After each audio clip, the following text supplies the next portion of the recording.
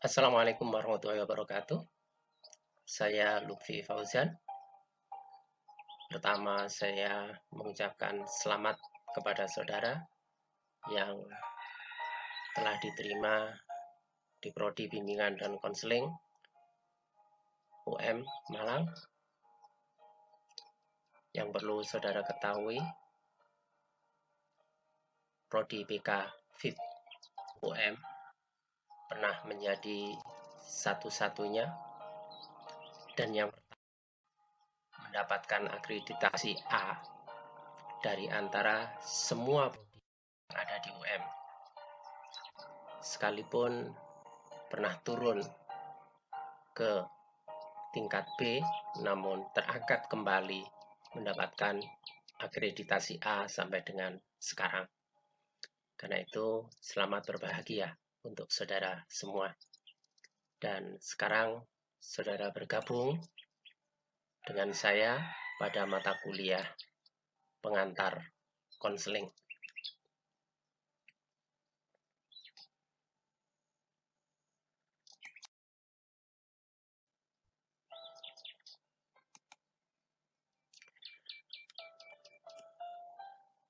Kuliah pengantar konseling merupakan gerbang awal bagi saudara untuk memasuki bangunan keilmuan atau body of knowledge dari bimbingan dan konseling.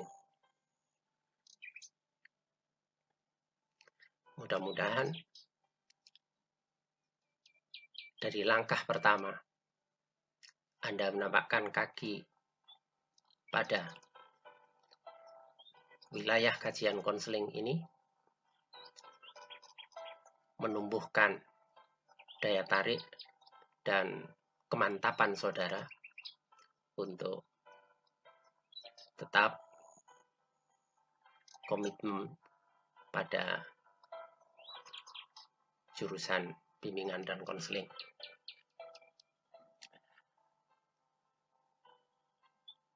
Pola perkuliahan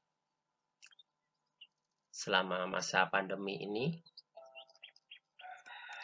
sesuai ketentuan menggunakan strategi daring, baik sinkron maupun asinkron. Ada saran kebijakan secara tidak tertulis supaya lebih banyak mengadakan kegiatan asinkron. Bukan karena apa, hanya karena sinkron itu biayanya mahal. Sekalipun ini terbaik karena kita bisa tatap muka langsung, tapi untuk keperluan penghematan, maka sajian sinkron itu diminimalkan. Terkait dengan strategi daring ini, maka metode yang dipilih dan ini yang paling memungkinkan yaitu metode diskusi melalui seminar dan penugasan. Tugas-tugas terstruktur maupun mandiri. Adapun evaluasi itu didasarkan pada 3 hal, yakni ujian tulis berbasis komputer, penilaian tugas baik individu maupun kelompok, dan tingkat partisipasi mahasiswa pada perkuliahan, baik pada perkuliahan klasikal maupun kerja kelompok. Referensi pokok itu ada 2. Yang pertama, The Word of Counselor yang ditulis oleh Newcraft dan An Introduction to Counseling yang ditulis oleh McLeod. 2 buku ini mewakili kondisi dan tinjauan berdasarkan budaya Amerika dan UK atau Inggris. Newcrack menulis dengan latar belakang pelaksanaan konseling di Amerika, tempat di mana profesi konseling itu pertama kali berkembang. Kemudian McLeod menulis buku dengan latar belakang pelaksanaan konseling di Inggris. Dua negara yang konselingnya telah berkembang ini dipilih, diharapkan bisa menginspirasi dan memacu kreativitas saudara untuk menyerap secara kontekstual dalam budaya Indonesia. Ini alasannya. Pertimbangan yang lain, kuliah daring itu akan lebih sesuai kalau rujukannya itu dari buku-buku elektronik atau e-book. Sedangkan e-book dalam bahasa Indonesia di bidang konseling itu sulit kita temukan, sehingga tolehan kita itu pada buku berbahasa Inggris. Untuk kondisi sekarang, saya pikir tidak terlalu sulit untuk memahami literatur berbahasa Inggris, karena kita bisa dibantu dengan mesin, asalkan cara penggunaannya itu tepat. Kerja mesin dalam menerjemahkan itu akan bagus. Tapi kalau asal-asalan, ya kacau hasil terjemahannya. Karena itu saudara tidak perlu khawatir akan menghabiskan banyak waktu dengan mempelajari literatur berbahasa Inggris tersebut. Untuk keperluan kuliah, sudah dikembangkan RPS dan SAP, rencana perkuliahan semester, dan satuan acara perkuliahan yang dimuat di Cipejar, namun dengan RPS yang saya sederhanakan, berikut di dalamnya ada tugas kelompok. Saudara bisa mengunduh RPS tersebut pada Google Drive ataupun Google Classroom dengan link sebagaimana tercantum. Demikian pula dengan referensinya, dua buku utama yang sudah disebutkan tadi. Itu bisa saudara unduh dari Google Drive maupun Google Classroom.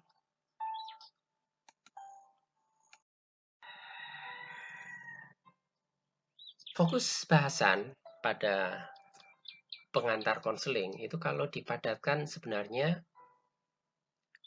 ada 5 ini saja. Yang pertama adalah landasan konseling. Untuk masuk memahami mengapa ada konseling dan apa konseling itu, perlu diketahui apa yang menjadi dasar pemikiran, apa yang menjadi dasar pijakan bagi pengembangannya. Di sini bicara tentang landasan filosofis, psikologis, pedagogis, sosiologis, bahkan teknologi. Kemudian, perspektif konseling. Ini menelaah batasan konseling, karakteristiknya, dan berbagai dimensi pengertian konseling, supaya kita memperoleh pemahaman yang komprehensif tentang apa itu konseling.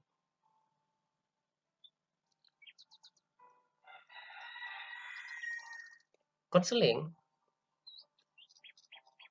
diterapkan mengikuti proses tertentu. Proses yang bagaimana itu?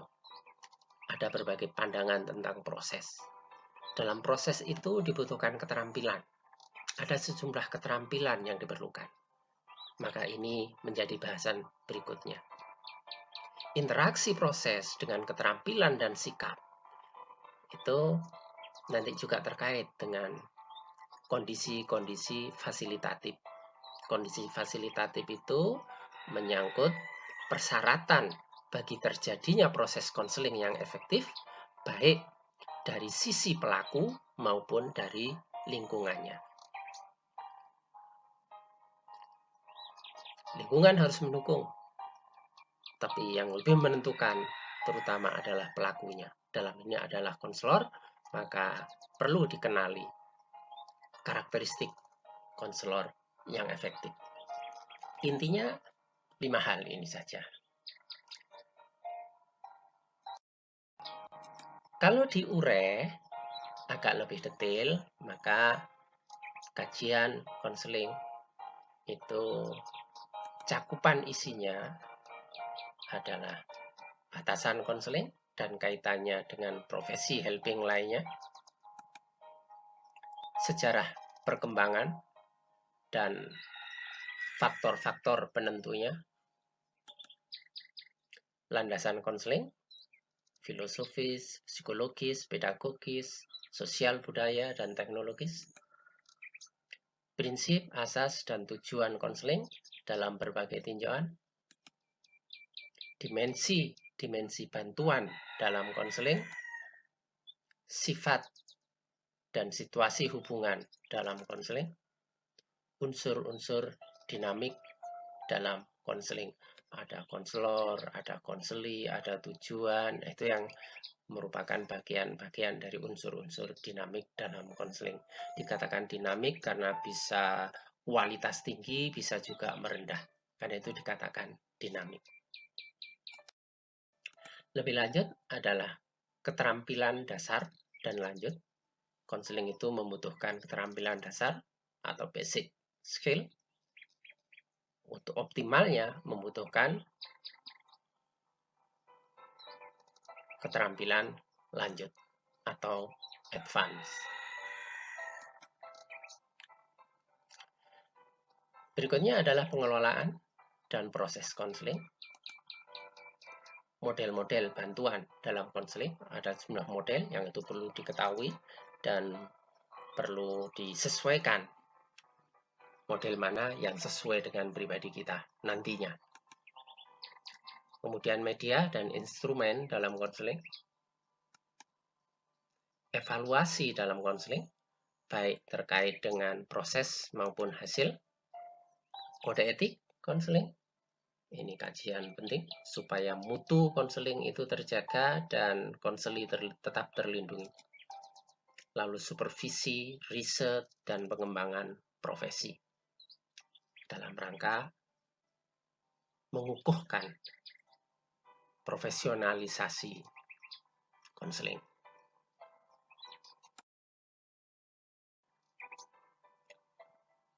Untuk proses perkuliahan, karena perguruan tinggi itu mengutamakan terjadinya kemandirian mahasiswa, inisiatif diharapkan banyak muncul dari mahasiswa, membutuhkan tingkat keaktifan yang tinggi, maka perkuliahan dirancang dengan memberikan penugasan-penugasan. Metode penugasan ini yang pertama adalah melalui tugas kelompok. Untuk itu saudara nanti diminta membentuk kelas menjadi kelompok-kelompok dan setiap kelompok mendapat tugas untuk membahas topik tertentu.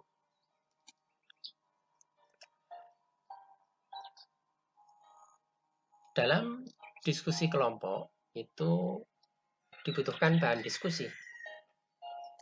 Satu cara dalam diskusi itu bisa membuat makalah. Namun pada mata kuliah ini, saudara tidak diminta untuk menyusun makalah, tetapi menyediakan bahan diskusi. Yang bahan diskusi itu diambil dari bab tertentu dari buku yang ditentukan, di antara 2 buku yang sudah disebutkan tadi. Contohnya, kelompok 1 itu mendapat tugas untuk menyajikan isi, menyampaikan isi buku pertama, chapter 1, The Counselor's Identity, What, Who, and How.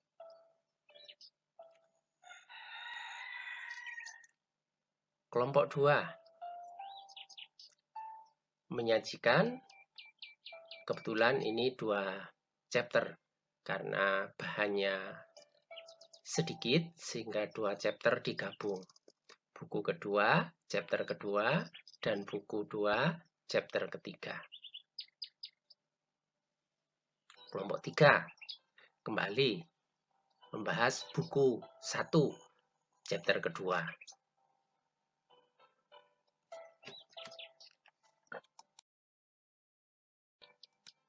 Lanjut, kelompok 4, buku kedua, chapter 19, Counseling Relationship. Kelompok 5, buku 1, chapter 5, Counseling Skill. Kelompok 6, buku 2, chapter 20. Kelompok 7, buku 2, chapter 24. Kelompok 8, buku 1, chapter 9. Kelompok 9, buku 1, chapter 16, dan seterusnya.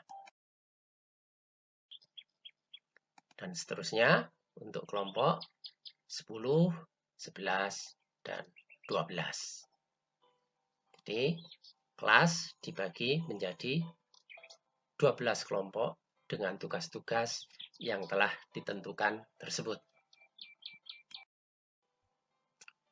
Seperti saya katakan, saudara tidak membuat makalah, tetapi menyiapkan bahan diskusi dalam format Word nanti, dan disiapkan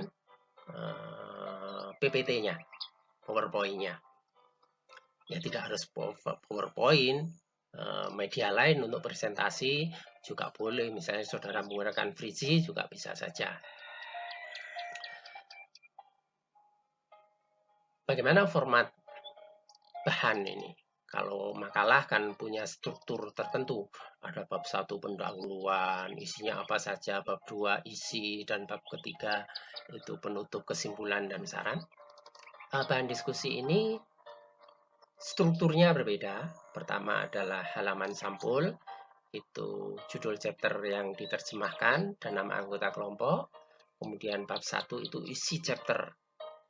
Tulisannya sesuai dengan sistematika yang ada pada chapter tersebut. Untuk menyajikan informasi pada bab 1 ini tidak perlu rujukan buku lain. Bagian ini dituliskan antara 15 sampai 25 halaman. Buku itu kalau diterjemahkan mungkin halamannya itu bisa sekitar 50. Ya, kalau bahkan lebih bisa jadi. Kalau ditulis semuanya ya itu tidak efisien, maka beberapa itu bisa diringkas. Karena itu dibuat antara 15 sampai 25 halaman. Ringkas tapi mencakup keseluruhan isi yang ada. Lalu bab 2 itu identifikasi butir-butir isi pokok chapter yang sedang dibahas. Ini mungkin membutuhkan panjang tulisan antara 1 sampai 2 halaman. Ditulis dalam bentuk poin-poin saja. Pokok-pokok isi yang ada pada chapter itu apa saja. Dari buku yang diterjemahkan antara 15 diterjemahkan dan diringkas antara 15 sampai 25 halaman tadi. Lalu bab 3 pertanyaan-pertanyaan untuk diskusi dan pendalaman. Mengajukan pertanyaan itu lazimnya menjadi bagian atau menjadi hak dari partisipan. Namun, penyaji itu juga disarankan sudah menyiapkan pertanyaan-pertanyaan untuk diskusi dan pendalaman. Gaya buku standar itu biasanya juga begini. Setelah ada uraian, itu ada pertanyaan-pertanyaan untuk diskusi dan pendalaman. Untuk itu, saudara, kelompok penyaji hendaknya menyiapkan pertanyaan-pertanyaan untuk diskusi. Kalau dalam proses tidak ada partisipan yang mengajukan pertanyaan, maka pertanyaan-pertanyaan yang sudah disiapkan ini dilontarkan untuk dijadikan topik diskusi. Untuk ini, saudara bisa memperkuat, mengambil pertimbangan, mengambil perbandingan dari buku yang lain. Jadi kalau bab 1, bab 2 itu hanya mendasarkan diri pada buku rujukan utama, buku 1 atau buku 2, tapi kalau pada bab 3, itu saudara boleh memperkaya dengan rujukan yang lain yang terkait. Nah, nanti setelah proses diskusi, ada jumlah revisi, maka bahan diskusi itu diperbaiki dan disertai dengan lampiran catatan diskusi, tanya jawab yang terjadi. Pertanyaannya apa, jawabannya apa, dan juga nanti masukan-masukan dari dosen. Baik, inilah yang saya sampaikan sebagai pengantar orientasi sapaan awal dari saya untuk saudara semuanya. Selamat belajar. Assalamualaikum warahmatullahi wabarakatuh.